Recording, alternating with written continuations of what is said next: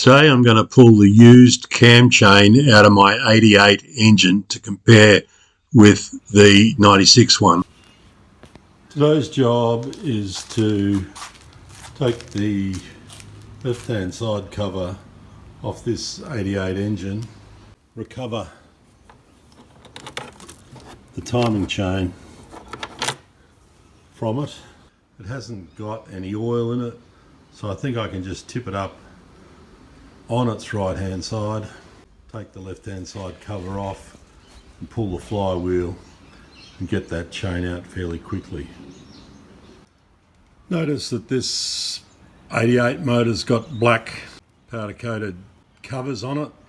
I've taken the recoil starter cup off. All of this was just thrown back together after I used the crank out of it for my 94 rebuild. So I'm going to start by just taking all the bolts out of that top cover and see how easy it comes off. This engine was just put back together to keep all the parts together. The bearing off the end here was damaged, and so that's not in the engine. The bearing off here is sitting half out of the case over there. It'll just pop back in. Those bearings turned out to be sort of okay. There'd been a bit of shit go through the oil pump on the 94 engine, so I used the bearings out of the 88 and most of the shafts out of the 88 to rebuild the 94 engine. The crank was the main thing with its bent conrod. This nut on the end of the flywheel is not unscrewing by hand. I half expected it to. So I've got to get the rattle gun and the 22mm socket to pop that nut off, lift the flywheel. Flywheel was still loose. I half expected that. I wouldn't have jammed it on. So now I just need to move these pieces out to get starter gear off here. There's the chain. Looks like I've got it sort of tied up a bit here. So that's the bit I wanted. Now it's just a matter of throwing that back together quickly and doing a comparison of the chains.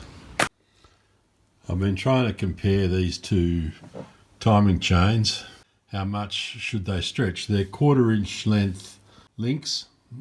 It's called a 25, which means it's 1/4 inch, 25H type chain.